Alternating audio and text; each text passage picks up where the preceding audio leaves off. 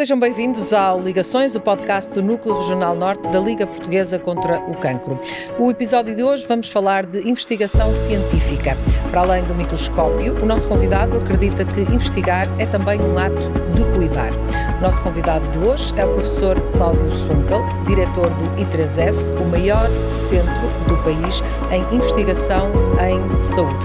É também uma referência no estudo da divisão molecular. É nosso convidado de hoje, o professor Cláudio Sunkel. Na jornada contra o cancro, o medo tem muitos nomes. É com o diálogo e a criação de uma comunidade forte que estes medos se desvanecem. É assim que profissionais de saúde, familiares e decisores se aproximam do doente. É aqui, no podcast de Ligações, que criamos um espaço para transformar conversas em ações para humanizar o cuidado oncológico. Episódio 5. Investigação com coração. Ciência ao serviço das pessoas. Seja muito bem-vindo, professor Cláudio Sunkel. Nós olhamos para o seu percurso. Começou no Chile, passou pelo Reino Unido até chegar à cidade do Porto e sempre com esta ideia de investigar as células. Esta divisão celular era algo que o atraía desde o início ou como é que foi o percurso até chegarmos aqui a este trabalho? Em primeiro lugar, muito boa tarde, muito bem-vindos ao I3S, um prazer tê-los cá. É um prazer participar também neste podcast para falar sobre investigação e saúde. Meu percurso é muito longo. Eu nasci no Chile e depois estudei por circunstâncias várias toda a minha carreira na Inglaterra. Portanto, fiz a minha licenciatura, depois fiz o doutoramento e logo no início do doutoramento, eu era um daqueles que logo depois de conhecer o professor, 2 semanas depois estava a trabalhar no laboratório dele, ou seja, daqueles marrões que gosta mesmo daquilo que vão estudar. E aí, muito cedo, fazer minha licenciatura, conheci o que foi depois o meu diretor de tese de doutoramento, e aí me apaixonei pelas células, porque o que começamos a estudar foi o desenvolvimento, como é que os organismos se desenvolvem. E os organismos se desenvolvem porque as células se multiplicam, vão formando os tecidos e vão crescendo. E depois, quando terminei o doutoramento, abri um lugar para fazer pós-doutoramento no Imperial College, em Londres, e era financiado por o Cancer Research Campaign, que se dedicava a estudar os efeitos da divisão celular no cancro. E eu achei que era a coisa perfeita e fui a trabalhar com o professor David Glover e aí fiquei completamente apaixonado. A divisão celular é tudo. A divisão celular é o que faz as pessoas, os organismos, mas não só, é aquilo que nos faz existir ao longo do tempo. Ou seja, para dar-lhe uma ideia, o seu corpo, neste momento, é feito da volta de 10 elevado a 14 células. Esse é um número assim, tipo estrelas, não é?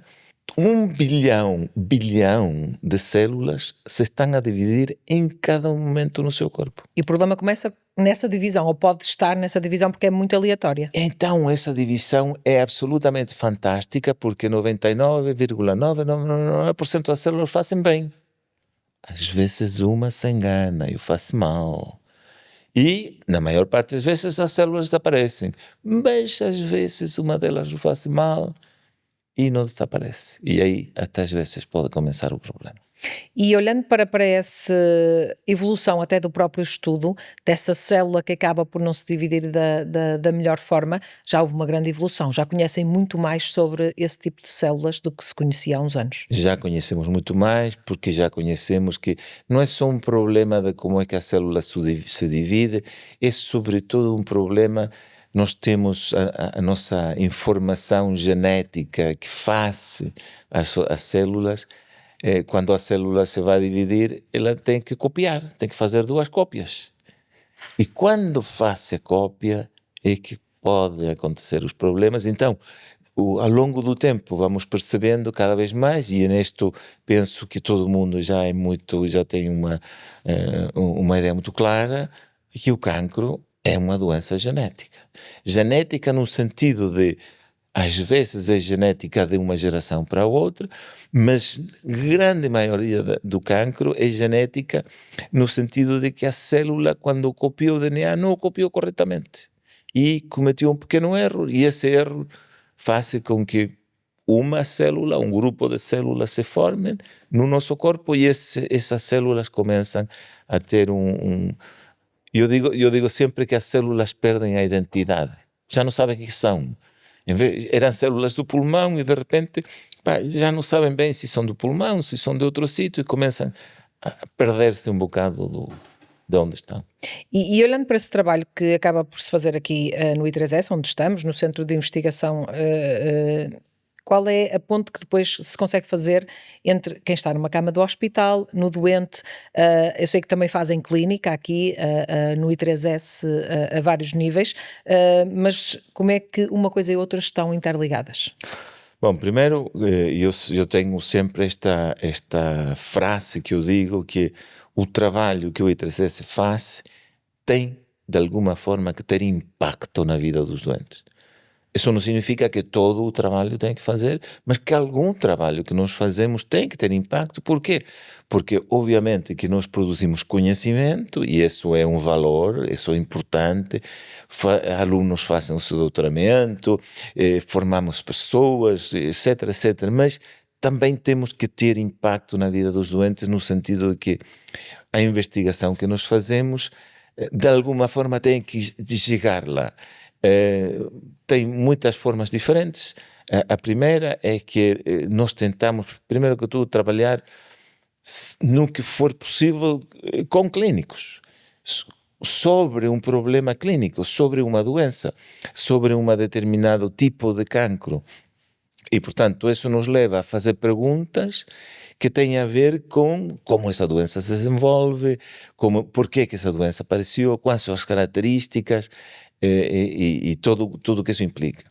Por outro lado, o trabalho com os clínicos nos permite também perceber quais são as perguntas que eles têm, porque muitas vezes as nossas perguntas às vezes são consideradas mesmo esotéricas, não é? São uma coisa assim, anda à procura de não sei o quê. Quanto que às vezes a pergunta do clínico é uma coisa muito mais concreta e concisa. Nós precisamos saber isto. E, portanto, trazer os clínicos, ou nós interagirmos com os clínicos de uma forma mais constante, é fundamental. E, portanto, a ideia aqui é isso. Como é que o fazemos? Por uma parte, projetos de investigação com clínicos e com os hospitais. Por outra, como dizia, o facto de que nós temos cá 3 clínicas. Nós recebemos doentes para fazer diagnóstico na área do cancro, na área das doenças, que chamam-se doenças raras, mas grande parte delas são doenças neurodegenerativas, e mais recentemente, sobretudo depois do período do Covid, também fazemos diagnóstico molecular de doenças infecciosas, que é uma tecnologia muito nova, muito recente, mas que é importante disseminar e que possa ser feita.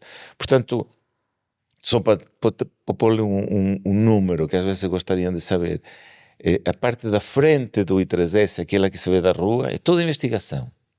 A parte de trás é por onde entram os doentes e vêm fazer exames, e nós anualmente temos perto de 60 mil doentes que vêm cá fazer algum tipo de exame. Portanto, também é um volume significativo. E o que é que nós fazemos? Nós implementamos diagnósticos, estudos que se fazem na investigação para o diagnóstico dos doentes. Portanto, e depois os diagnósticos dos doentes nos informam de como funcionaram e nos permitem avançar. Há uma grande ligação, portanto. Há uma grande ligação.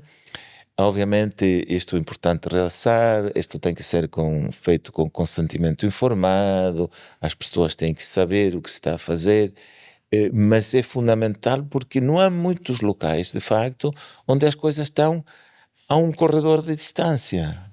Isto acontece muito nos Estados Unidos, naquelas grandes clínicas Mayo, onde as coisas estão muito ligadas, e isso permite aos clínicos e aos investigadores falarem a mesma língua e partilhar o mesmo espaço, e isso é fundamental para poder avançar. E outro projeto que eu gostava de falarmos um bocadinho tem a ver com o projeto Cancer Therapy. Ele estuda a resistência aos tratamentos, percebermos aqui, conhecermos a biologia molecular do tumor, pode ajudar a adaptar esse tratamento e perceber também que há certo tipo de tratamentos que podem não ser tão eficazes. Isto foi um passo importante, irem por aqui também na investigação, e quando falamos do cancro. Bom, em relação ao cancro, primeiro que tudo, o projeto não há um projeto. Há muitos projetos aqui que têm a ver com diferentes aspectos das células tumorais, podíamos dizer.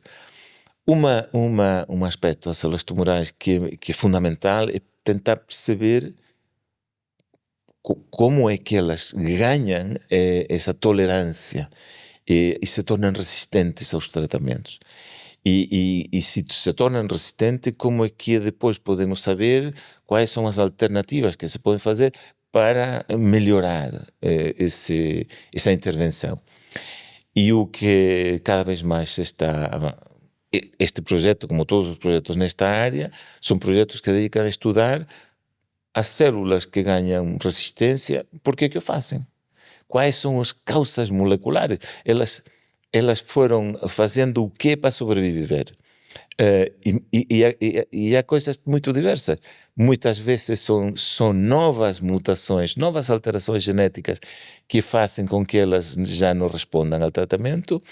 Outras são adaptações. As células se adaptam de forma que, por exemplo, uma muito clássica é elas aumentam a sua capacidade de deitar fora o fármaco. Então a gente mete o fármaco, só que elas vão-se livres do fármaco mais rapidamente. E, portanto, a resistência não é que elas não sejam suscetíveis, é que ela entra e sai.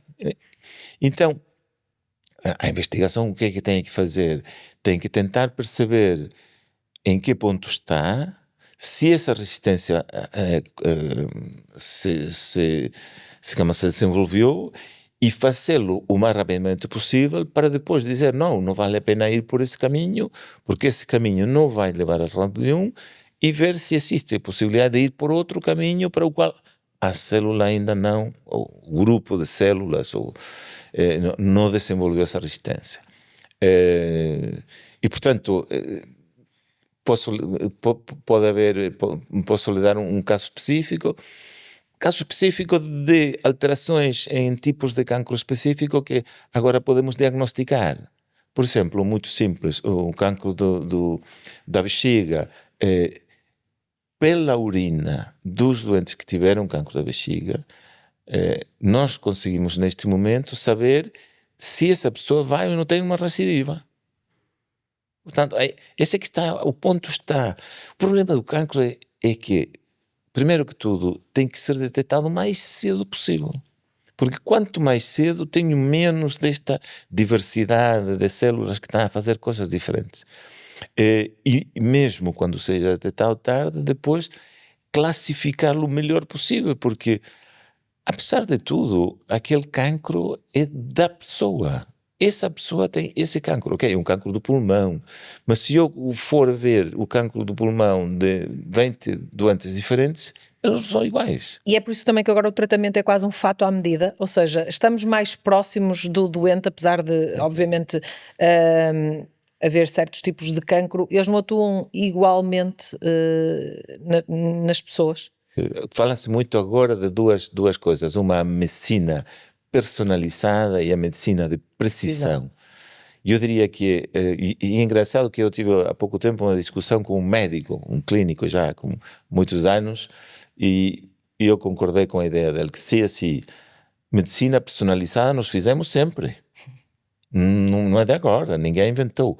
Agora, o que nós podemos fazer é medicina de precisão personalizada, que é outra coisa, que é para aquele doente vamos ver qual é a alteração molecular, qual é a alteração genética que aquela célula tem, e se calhar vamos utilizar um tratamento específico para aquele doente. Caso típico, e aí de facto a oncologia está podíamos dizer, na crista da onda. Porque quando analisa um grupo de pessoas que têm um determinado tumor vai chegar à conclusão de que elas têm um tumor no mesmo tecido, mas não chega ao mesmo... Depois pode classificá-las. Metade destes doentes têm esta característica genética específica, têm uma mutação A. Mas a outra metade não tem a mutação A, tem a mutação A, B, C, D, por aí fora. E, portanto, se eu vou tratar a mutação A, posso ter um fármaco que é específico para aquele doente que tem a mutação A, mas se tem a mutação B, C ou D, ele não vai responder. Então, não vale a pena tratá-lo com esse fármaco. Então, é preciso agora nós estratificar o máximo possível os doentes, de forma que perdemos menos tempo, e a medicina de precisão é isso. A medicina de precisão vai atacar precisamente a mutação A, porque aconteceu num doente e faz uma medicina de precisão personalizada. E essa personalização acaba por ir também ao lado da humanização, ou seja, nós falamos muito em humanizar saúde, em olhar para o doente, olhar para aquele doente, olhar para aquela pessoa. Isso pode aproximar e pode potenciar essa humanização em saúde, apesar deste conceito nem sempre ser igual para todos ou ser uma coisa muito, muito concreta.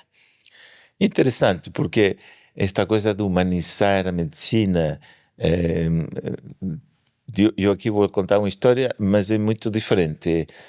Meu sogro, que era urologista, era um grande urologista em Braga, faleceu de cancro. Ele teve cancro durante 10 anos e faleceu.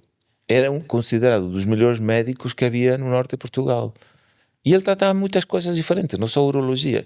E o que é que diziam dele? Ele ouve-me. Ele senta-se comigo e eu falo, e eu explico e conto a história da minha vida, e às vezes ele não faz nada e eu até me sinto melhor.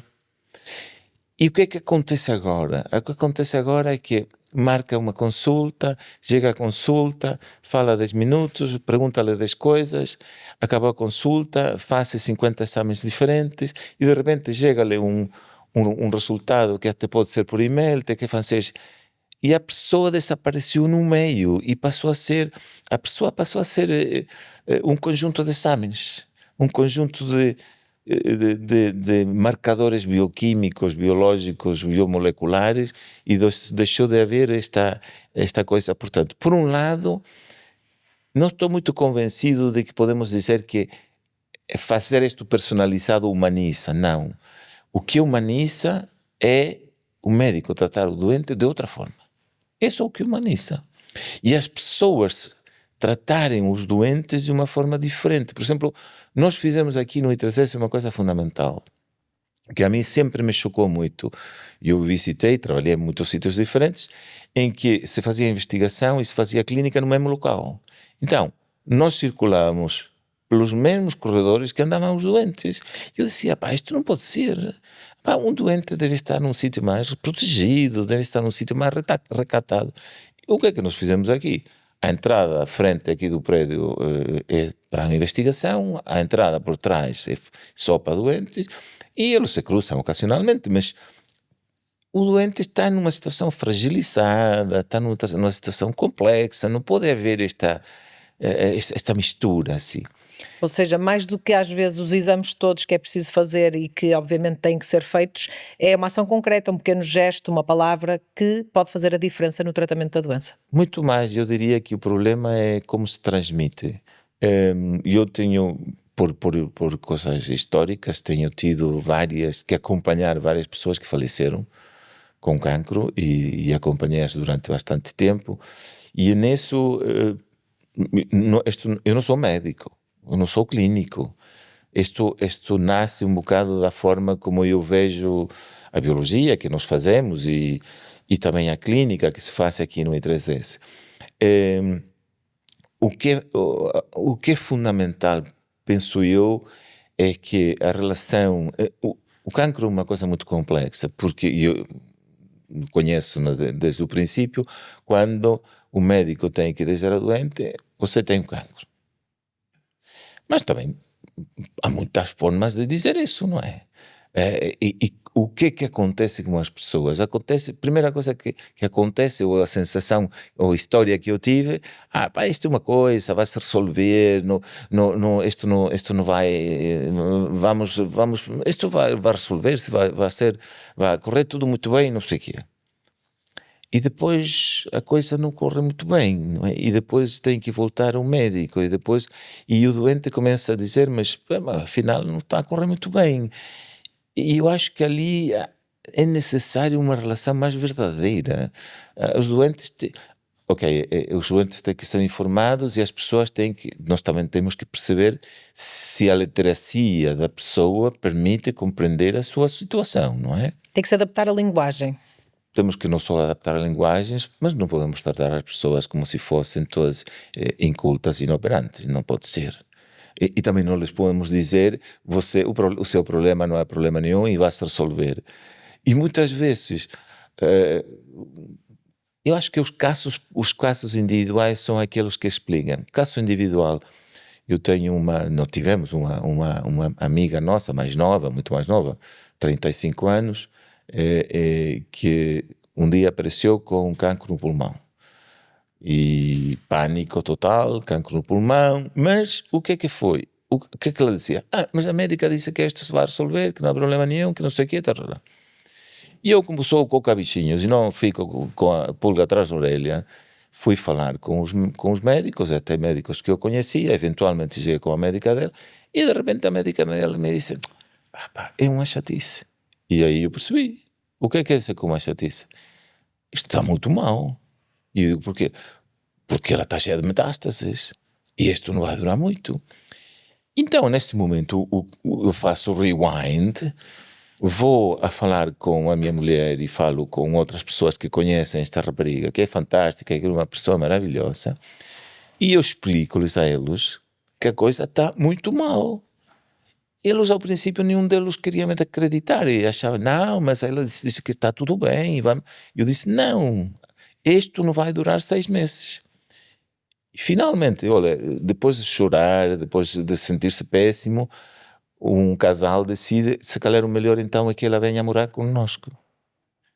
E essa é a decisão. A decisão é trazer a rapariga para casa, em uma casa onde é uma família, onde há crianças.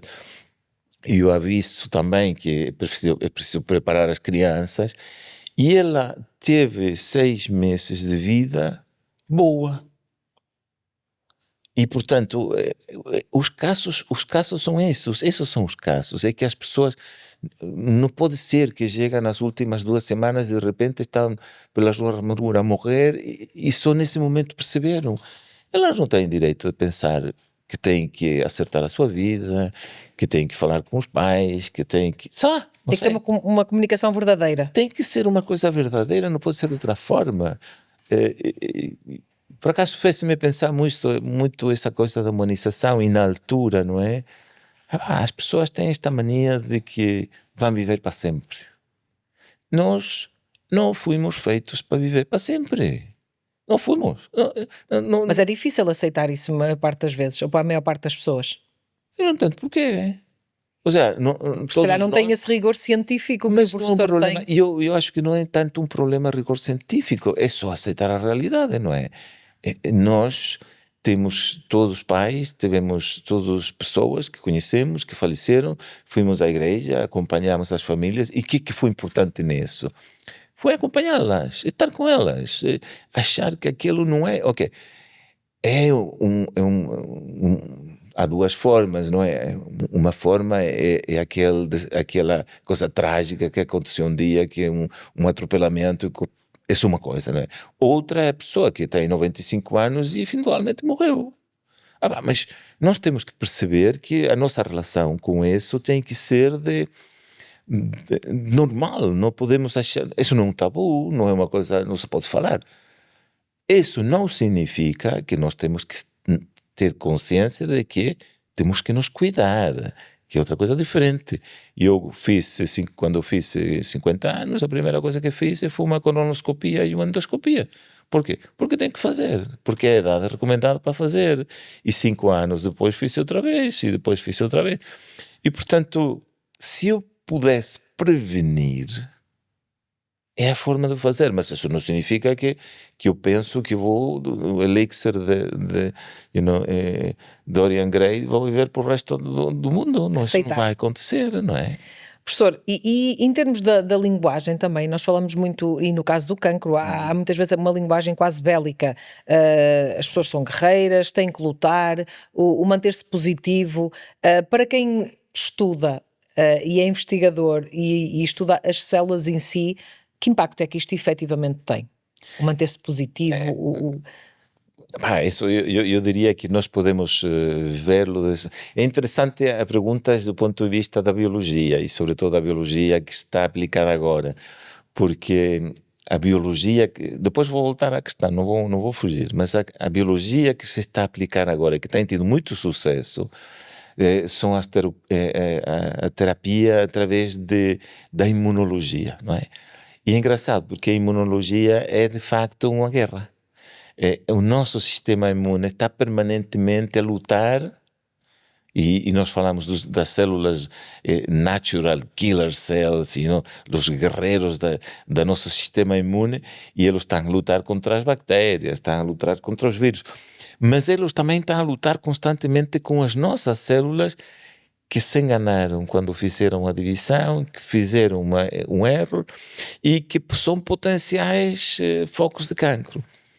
Essa é uma forma de olhar para a linguagem, mas eu diria que essa linguagem é muito boa para nós, que somos investigadores.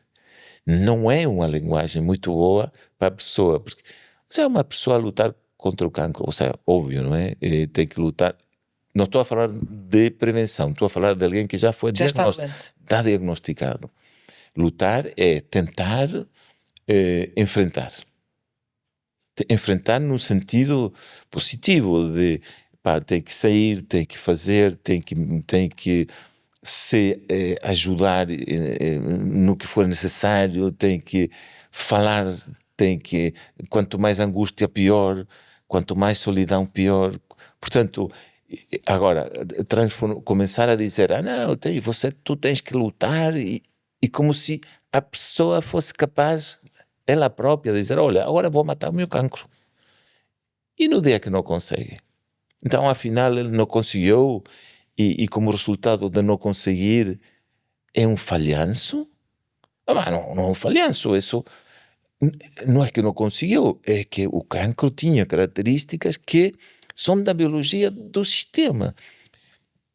E a experiência que eu tive sempre nestes casos foi que o que nós temos que fazer é que as pessoas que estão nessa situação, afortunadamente, mais de 85% das pessoas que é diagnosticado o cancro não morrem de cancro. O número de pessoas que morrem de cancro cada vez é menos. Ou seja, cada vez há mais pessoas que morrem de cancro porque o diagnóstico é melhor e por aí fora e nós detectamos aquilo melhor. Mas a maior parte das pessoas que têm cancro não morre disso. Tem-lo durante muito tempo, a vida que tem com essa doença é muito longa. Agora, o grupo de pessoas mais em que o cancro é mais agressivo, podemos dizer assim, ou que é detectado muito tarde e, portanto, se torna uma coisa mais imediata, o melhor que se pode fazer com as pessoas é as ajudar, é as consolar, é chorar juntos, é passear, é sair, é estar, digamos, é ajudar a pessoa a compreender que isso vai acontecer em algum momento e que o problema é aceitar, não é? Olha, eu nunca vivi essa situação, vivi muito perto de outras pessoas, mas é uma coisa na qual tenho pensado. Como nós estudamos o cancro, digamos, eu não estudo diretamente o cancro, mas estou com pessoas nas quais se fala muito do cancro, eu sempre pergunto, como será às vezes, não é? O dia que eu for ao médico e o médico disse, aqui as tuas análises não estão muito boas, é melhor repetir, e de repente me manda para fazer um TAC. Mas depois pensa como é que vai reagir nesse caso? Penso. E consegue ter uma resposta, perceber? Acho que nós pensamos com o que quisermos, mas depois temos que ter a resposta no momento e ver o que vai acontecer. A mim me aconteceu em relação a outra doença. A minha mãe foi detectada com demência e ela esteve durante 15 anos a viver digamos, num espaço fora de casa. E toda a família viveu essa situação. 15 anos de luto é muito tempo, foi muito duro. E ela faleceu há 2 anos. Mas quando ela foi diagnosticada, eu entrei em depressão. E a minha depressão foi: será que eu daqui a 10, 15 anos...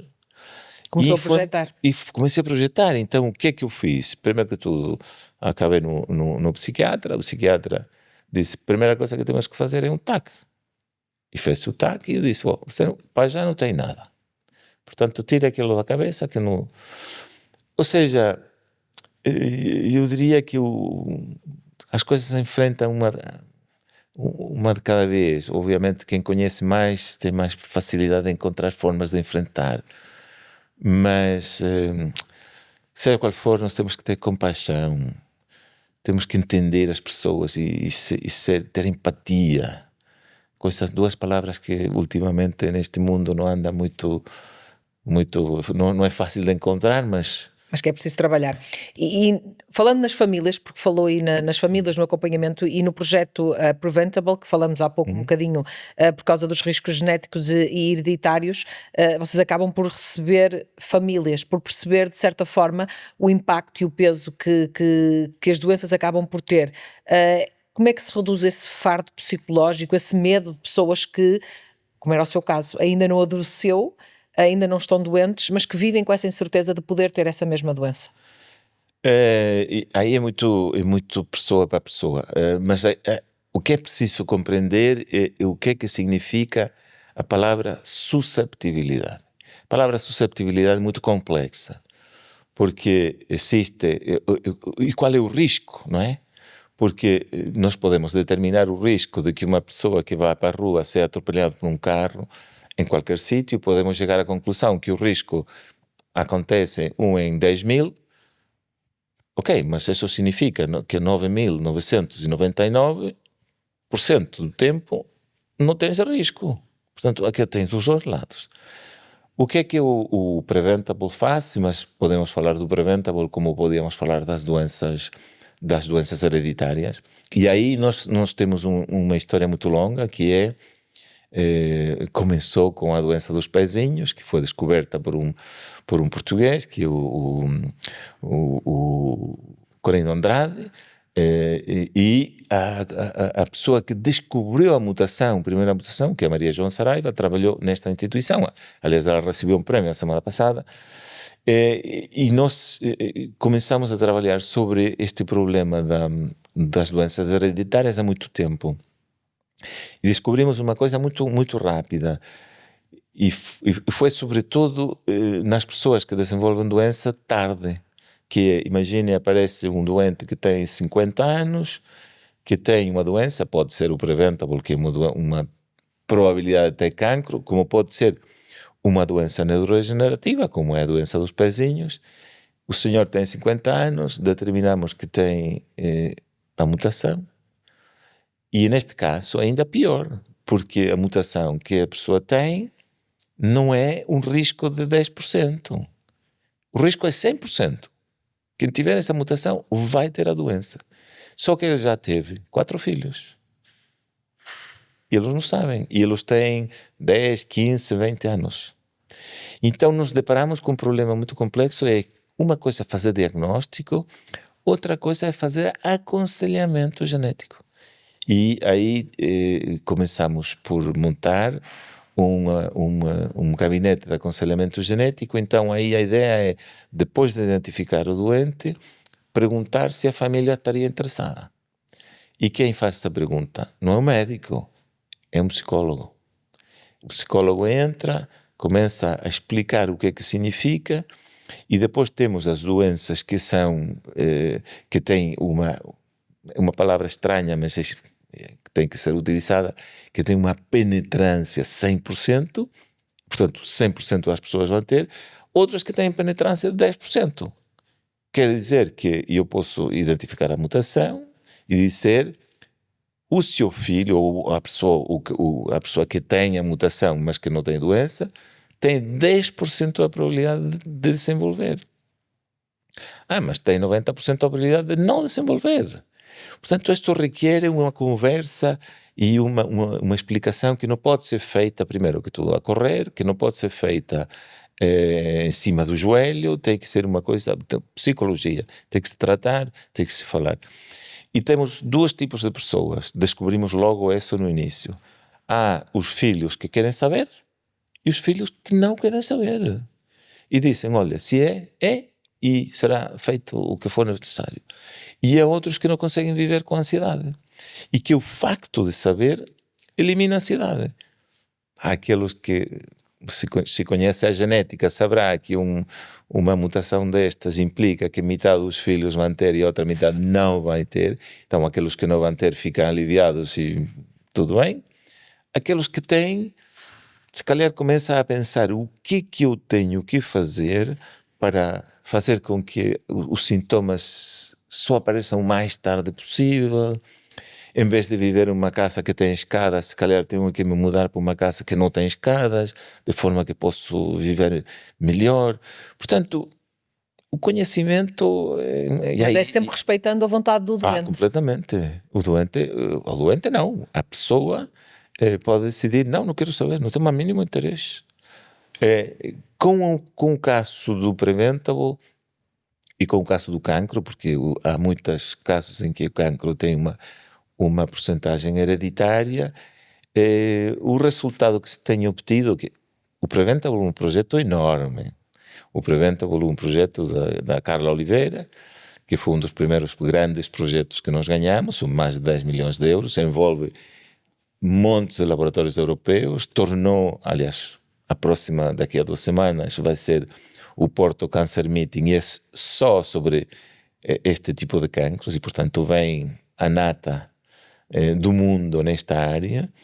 O que é um projeto que faz investigação até o caminho todo, até a psicologia. E com isso tenta demonstrar um outro lado muito importante, que é a economia da saúde. Se nós fazemos diagnóstico cedo, imagina, tem um doente, faz o diagnóstico, tem a mutação, os filhos e os netos daquela pessoa, se nós estudássemos cedo, se calhar nós vamos diagnosticar cedo e se calhar vamos prevenir cedo. Isso vai ter um impacto econômico, porque se calhar já não vão ter que vir ao hospital por causa disto, já vamos ter que tratar de outra forma e o outcome do processo todo vai ser muito melhor. Portanto, isto está a demonstrar uma coisa muito interessante, que é o conhecimento científico pormenorizado e de precisão, voltamos ao início, tem um impacto na vida das pessoas, no percurso da doença, e depois tem um impacto na economia do sistema. As pessoas têm que ir menos ao hospital, vamos gastar menos com fármacos que não são necessários, E as questões económicas são cada vez mais importantes até na saúde. E não é só um problema de economia, é um problema de que não vamos perder tempo a tratar uma pessoa com este fármaco durante 6 meses, quando agora sabemos que não tem efeito nenhum. Então temos que procurar outra forma de o tratar e não perder tempo. Portanto, falou aí na questão do conhecimento e da produção de conhecimento científico, e efetivamente é apenas metade desse trabalho, a forma como depois usamos esse conhecimento pode fazer toda a diferença. O que é que, na sua opinião, se pode esperar verdadeiramente, se olharmos para os próximos anos, na questão da oncologia, na evolução daquilo que podemos ter? Eu acho que a oncologia vai beneficiar cada vez mais do conhecimento que nós temos da biologia humana. Ou seja, primeiro que tudo, nós temos as pessoas que estão a fazer investigação fundamental muito perto das pessoas dos investigadores que estão a trabalhar com modelos de doenças, e, portanto, conseguimos passar o conhecimento fundamental para um modelo da doença e depois, conhecendo a doença e as suas causas e os mecanismos moleculares, podemos ir para os doentes de uma forma muito mais rápida. Isso é o que está a acontecer. Segundo, está a haver cada vez mais interação. Nós temos médicos, biólogos, biofísicos, bioquímicos, químicos, físicos, a olhar para o mesmo problema de uma forma muito mais integrada. Terceiro, estamos a produzir, e podemos falar um bocado dessas coisas de futuro que vão acontecer aqui, estamos a produzir, estamos a analisar de forma que produzimos grande quantidade de informação e essa informação está cada vez a ser mais partilhada. Ou seja, não significa que nós vamos partilhar os pormenores da doença do senhor Silva, que mora na rua tal, no número tal, não. Vamos partilhar os pormenores da doença de uma pessoa X, não interessa qual é, mas que começa a ser parecida com a de milhares de outros por aí fora, e quanto mais analisamos, melhor compreendemos as características de cada um. E com a ajuda também da inteligência artificial aí, quando fala nessa questão da evolução e da forma como pode ajudar-vos a processar todo esse conhecimento? Esse é o caminho certo, porque de facto a inteligência artificial, como está a ser apresentada e como está a ser pensada, não é o que eu acho que devia ser. Ou seja, está a ser pensada que nós vamos pegar na amostra do doente, produzir a informação técnica toda e depois a inteligência artificial vai mandar um relatório para o doente e dizer-lhe: eu tenho que fazer isto. Não, não.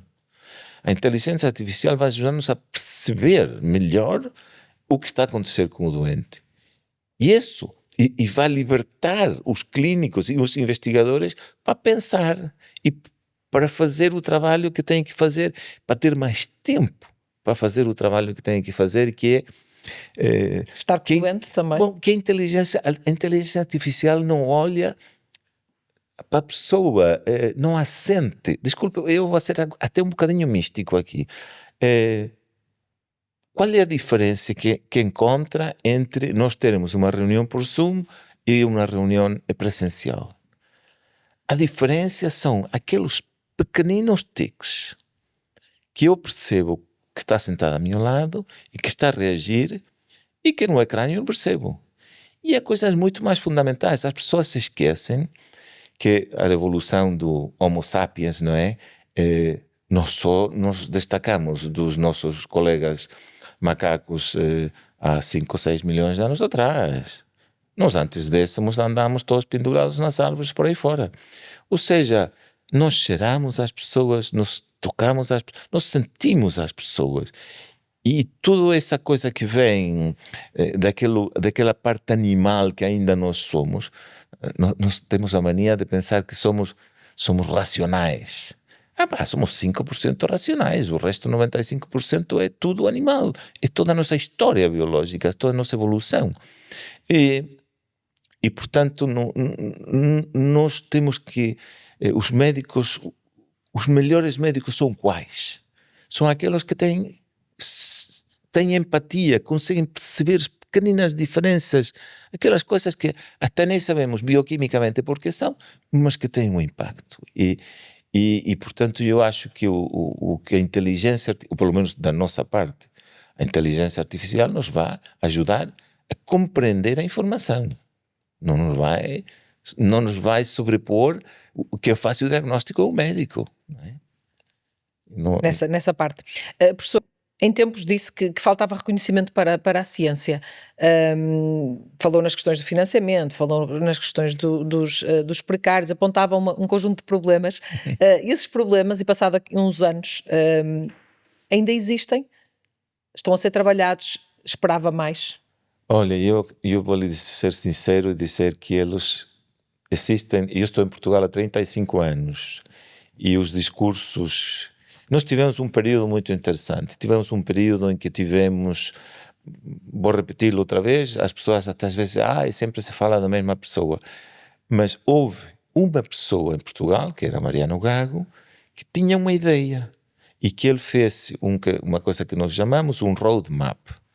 Como tirar Portugal, ou colocar Portugal no século XXI E para isso ele tinha que construir um sistema científico nacional, que não existia de facto. Ou seja, havia muitos grupos, e alguns muito bons e muito reconhecidos, mas eram ilhas, não era um sistema, não é? E ele passou 20 anos ao fazer. E o fez. E foi muita luta e se conseguiram fazer muitas coisas. A partir de um certo momento, isso deixou de ser... As pessoas diziam... Eu via reuniões onde as pessoas diziam: o problema da ciência em Portugal está resolvido. Eu digo: está quê? Não percebo. Resolvido como? Nós não temos nós temos um sistema nacional de ciência dos melhores do mundo. Nós somos provavelmente número 16, 17 no mundo. Há 150 países, ou 180 países no mundo. Ou seja, Portugal não pode ser que... Os nossos investigadores que nós formamos aqui e os alunos de doutoramento que são formados aqui, nós conseguimos colocá-los em qualquer universidade do mundo. Ao contrário, eles nos mandam constantemente pedidos para ir para lá. E você encontra portugueses que foram formados em Portugal, mas que agora estão em Harvard, no MIT, em Cambridge, em Oxford, no Karolinska, todo lado. E são fantásticos. Ou seja, o ensino superior funciona, o sistema científico nacional foi criado e funciona, mas é muito aos soluços. Agora vem uma bola de oxigênio lá, nós andamos um bocado, e depois vem outra bola de oxigênio e andamos outro bocado. É preciso tomar uma decisão. Qual é a dimensão que o sistema tem que ter? Qual é o financiamento necessário para essa dimensão? Qual é o número de pessoas que esse sistema tem que ter? Como é que os vamos financiar? Portanto, essas são decisões. A França, a Inglaterra, Estados Unidos, todos fizeram. Nenhum deles vive aos bochechos. As pessoas sabem que se vão por aqui, entram por ali. Mas a nível mais pessoal, o professor também tem ambições, ou seja, consegue projetar o que é que vão estar a fazer, se calhar daqui a 2, 5, 7 anos, exatamente qual é o caminho. Portugal vai estar no mapa em muitos... Portugal está no mapa em muitos sítios, e o que é que acontece? É que nós, de facto, aqui... Às vezes dizem que Portugal, os trabalhadores em Portugal são pouco produtivos. Eu diria, só olhem para a ciência. Nós temos um conselho externo de External Advisory Board, que se chama, são uns sábios que vêm uma vez por ano a falar conosco e nos ajudam a pensar o que é que temos que fazer. E eles são diretores de Max Planck, são gente muito conceituada. No ano passado, um deles esteve cá conosco e dizia: eu não entendo como é que vocês fazem. E eu tenho um centro de investigação que é 1/3 do vosso e meu orçamento são 70 milhões de euros por ano. E vocês, com 25 milhões por ano, têm 66 grupos de investigação, 450 doutorados e publicam 700 papers. Eu não entendo. Como é que fazem? Muita luta, muita entrega, muito trabalho. E o que temos conseguido fazer aqui no I3S é diversificar muito, organizar-nos de uma forma muito clara, buscar financiamento nacional, financiamento internacional, fazemos diagnóstico, trabalhamos com empresas, fazemos de tudo o que for necessário. Mas está a dar frutos. Para nós, absolutamente fantástico. Nós sabemos a nossa dimensão, sabemos o que podemos fazer. E basicamente nós conseguimos o financiamento, nós temos o financiamento do Estado, o Estado português financia o que eles chamam financiamento básico, o financiamento base, nós multiplicamos isso por 7. Essa é a nossa capacidade. Se nós fôssemos a comparar, perguntou-me sobre o financiamento e o futuro. Portugal neste momento investe em ciência 0,5% do PIB.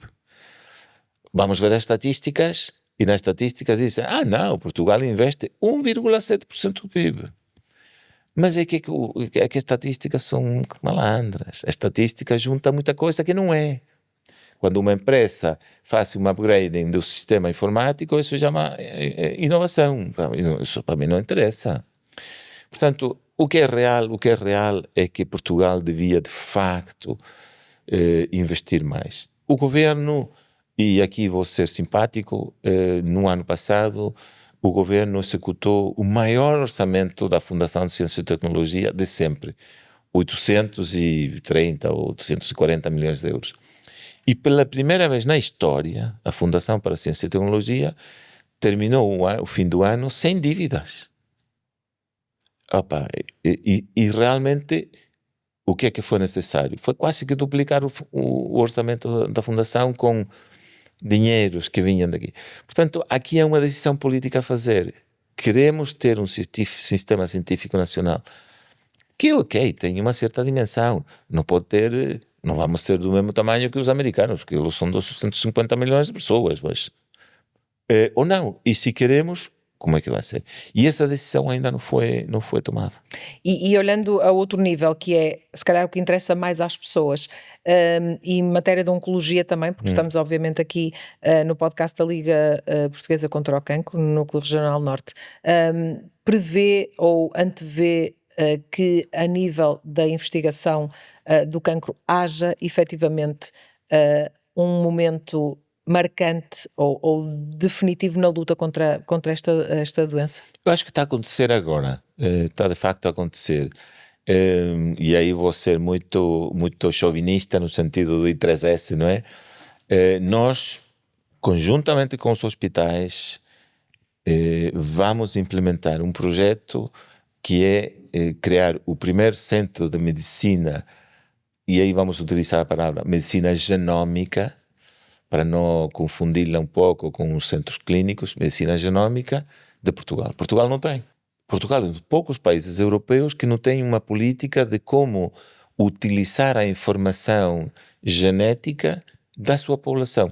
Aliás, Portugal, você lê mais, Portugal não sabe quais são as características genéticas da sua população. Mas o I3S sabe. E sabe por quê? Porque tem 30 anos de diagnóstico genético. E isso agora vai ser... E isso agora nós queremos que se transforme num centro. E esse centro tenha uma base de dados, para que tenha uma ideia. Conhece os computadores, sabe que há bytes, há megabytes, há gigabytes. O nosso centro de dados vai ter 10 petabytes de informação. Vai ser o que queremos que seja um centro. Se é do norte de Portugal, ótimo. Se é mais do norte de Portugal e o centro e o sul também, mas que permita o estudo do genoma dos doentes com cancro, dos doentes com doenças hereditárias, e que seja um repositório que permita a Portugal que se junte à comunidade internacional que está a fazer esse esforço. E é um projeto já a curto prazo? Já começou. Nós já tivemos financiamento para dar o pontapé de saída, e o pontapé de saída é, nos próximos 2 anos, vamos criar as condições todas para que o que já fazemos seja multiplicado muitas vezes. Vamos oferecer cada vez mais a todos os centros do norte e do país que queiram mandar amostras e nós... Porque no diagnóstico genético uma coisa é fundamental. Só se faz bom diagnóstico genético molecular quem faz muito. Porque tem muitos casos. Se tem poucos casos, não sabe. E depois temos que trabalhar com os clínicos para nós percebermos o que eles precisam e eles percebermos a nossa linguagem, como interpretar os resultados que nós damos. E esse passo começa a ser dado agora. E, portanto, eu vejo que Portugal tem tudo para fazer ter muito sucesso. E cá estaremos também, professor, nessa altura, para testemunhar esse sucesso e para saber mais sobre estes projetos. Agradeço-lhe muito ter estado connosco aqui no podcast da Liga Portuguesa contra o Cancro, no Núcleo Regional Norte. Obrigada ao professor Cláudio Sunkel. Foi mais um episódio que levamos até si. Já sabe, continue a acompanhar-nos aqui na Liga Portuguesa contra o Cancro, no Núcleo Regional Norte.